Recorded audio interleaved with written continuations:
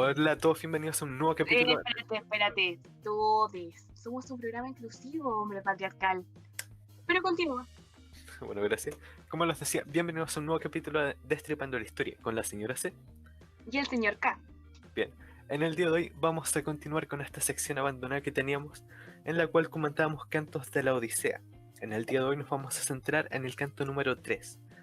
Pero como ya pasó tanto tiempo desde que comentamos el último canto, señora C, ¿por qué no nos cuenta un poco de qué trata la Odisea? Pero por supuesto, señor K. Recordando un poco, analizamos que Ulises se encontraba encerrado o secuestrado en la isla de esta diosa Calipso, ya que estaba un poco enamoradita. Entonces la diosa Atenea, preocupada por él, le pidió a Zeus que ya era hora de empezar a ayudar a Ulises. Y, saltándonos un poco, Telemaco, su hijo, ya estaba bastante preocupado porque su padre no llegaba, no tenía respuesta, no sabía si estaba muerto, nadie decía nada. Y además preocupado por su madre, que tenía bastantes pretendientes que querían apoderarse del reino. Entonces Telemaco se esmera en un viaje a Pilos para saber respuestas de su padre. Pero eso le corresponde a usted, señor K. Cuéntenos de este canto número 3. Bien, ahora vamos a proceder con lo que viene siendo el resumen. Bien, el canto, sí, el canto nos relata la llegada a Pilos de Telémaco junto a Odisea, a Atenea. Cuando llegan a Pilos se dan cuenta que están haciendo un sacrificio al dios Poseidón.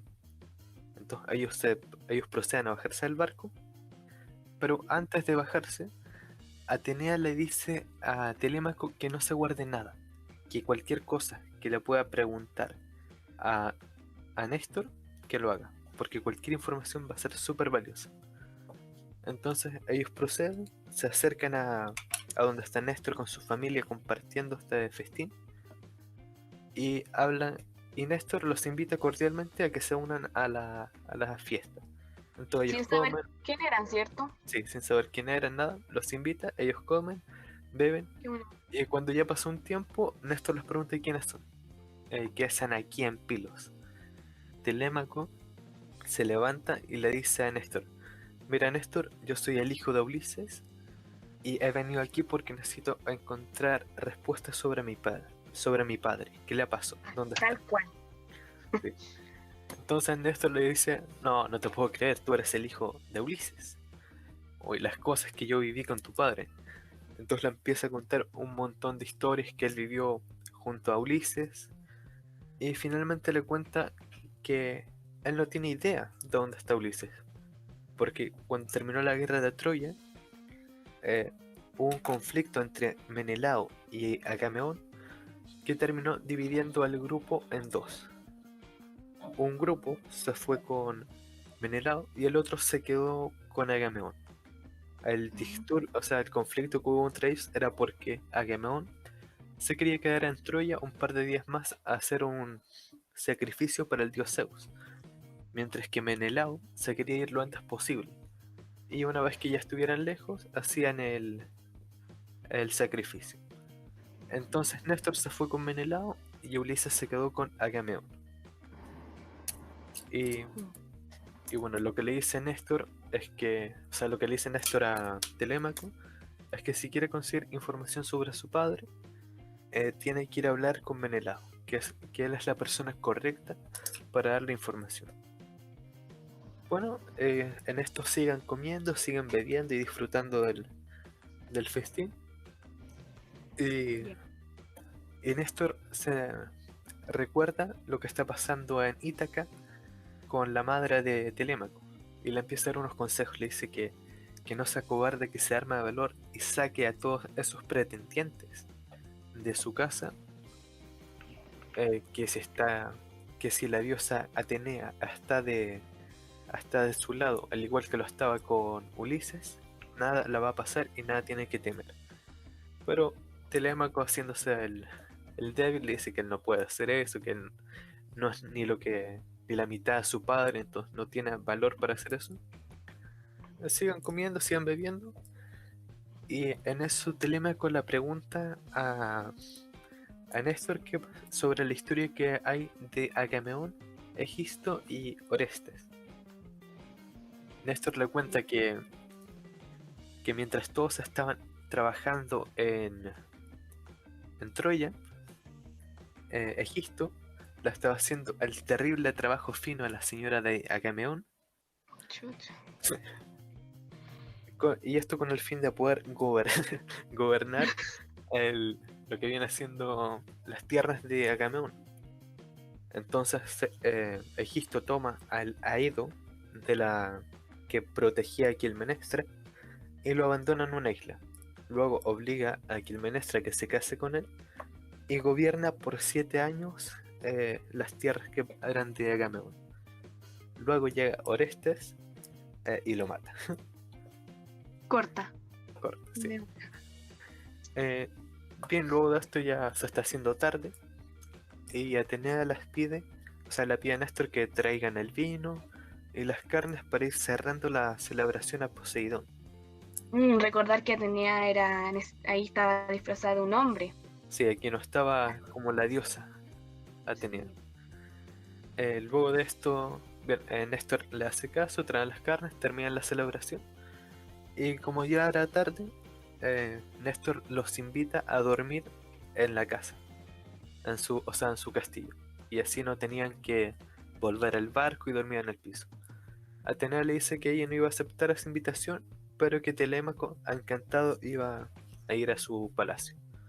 Entonces, Atenea se convierte en un águila, en un ave, y se va volando hacia el barco. En eso Néstor Y ahí se da queda, cuenta que era Atenea. sí, queda loquísimo y rápidamente manda a matar a una vaca para hacer un sacrificio a la diosa por haber compartido con ellos. Para venerarla, claro. Sí. Hacen el sacrificio y luego de eso se van a dormir. A la mañana siguiente, Néstor la facilita a sus hijos, o sea, la facilita a Telémaco unos caballos y a sus hijos como guías y lo llevan a ver a Menelao. Y en esto concluye el canto número 3. Y así continúa su aventura por tierra. Claro. Bien, señores, pasemos al segundo punto que teníamos agendado aquí, que es el tema de la heroicidad. Claro, hay que explicar Cuentas un poco. Explícale a los lectores qué es la heroicidad y cómo lo podemos ver en este texto. Bueno, heroicidad, según la RAE, es un dicho de una persona reconocida por sus hazañas o sus cualidades heroicas. Esto tiene mucho que ver con Ulises y además un autor llamado Víctor Escobedo también hace una definición de héroe bastante interesante. Él cita que el héroe es un ser virtuoso en toda la relatividad del término y que es continente de una inmensa fuerza física o intelectual. ¿Qué nos quiere decir esto?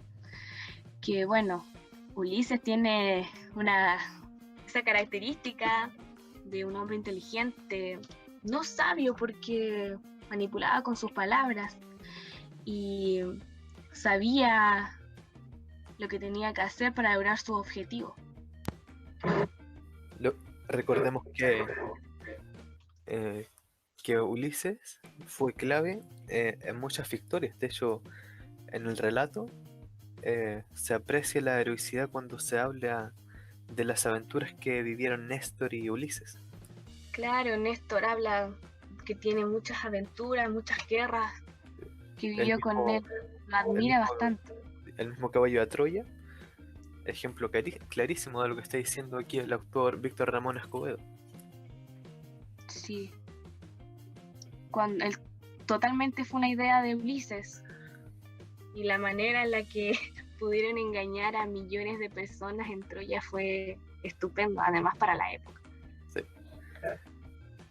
Entonces, ¿qué nos quiere decir este héroe antiguo que también pasa a ser bastante moderno porque ya él no se caracteriza por ser un hombre fuerte, ni musculoso, ni hermoso, ni mucho menos parece un dios, sino que es como un hombre totalmente ordinario, pero tiene esa astucia, sabe engañar y domina con la palabra, lo que lo hace mucho más humano que todos los otros. Entonces, por lo tanto,